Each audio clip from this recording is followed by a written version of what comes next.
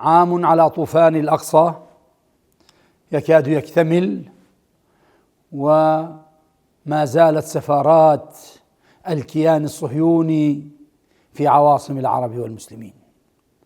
ما زالت هذه السفارات وهؤلاء الصهاينة يصولون ويجولون في كثير من بلاد العرب والمسلمين، ويتساءل الكثيرون من أبناء الأمة: ما حكم هذه السفارات؟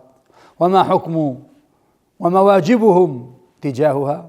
أقول: إن على الشعوب أن تقتلع هذه السفارات من أركانها ومن أسسها، وأن ترفض بقائها على أرضها.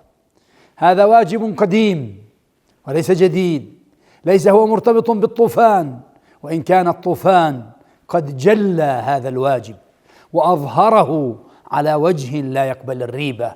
فلا يعقل أن يكون سفارة للكيان الصهيوني أو قنصلية أو مقر أو تبادل اقتصادي أو غير ذلك للكيان الصهيوني مع بلد من بلاد المسلمين وهو يمارس القتل والإجرام والتدمير ضد غزة العزة وضد الضفة، ويمارس القتل في كل أرجاء المعمورة ضد أبناء شعبنا وأمتنا.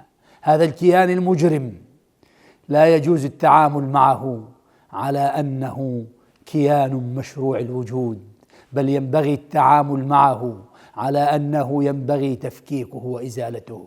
ومن هنا فإنني أناشد أبناء الأمة في كل مكان، الشباب، الرجال، النساء، في البلاد التي يوجد فيها سفارات لهذا الكيان، أن يعتصموا وأن يبقوا في مواجهة هذه السفارات حتى تقتلع وحتى يخرج سفراء الكيان من بلاد المسلمين ومن بلاد العرب. فهذا أقل الواجب. أما أكثر من ذلك فواجب أن يهز أركان هذا الكيان حيث وجد وحيث حل.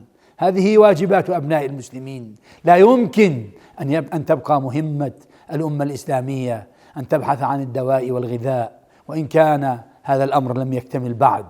لا بد أن يكون دور شباب الأمة كيف يلزموا حكامهم ويحملوهم بكل السبل على أن ينهوا وجود هذا الكيان مهما بلغت التضحيات.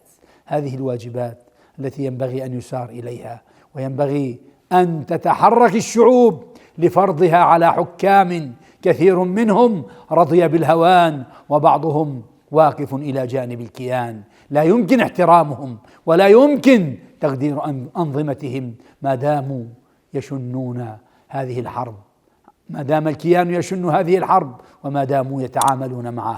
هذا هو الواجب، والله تعالى أعلم.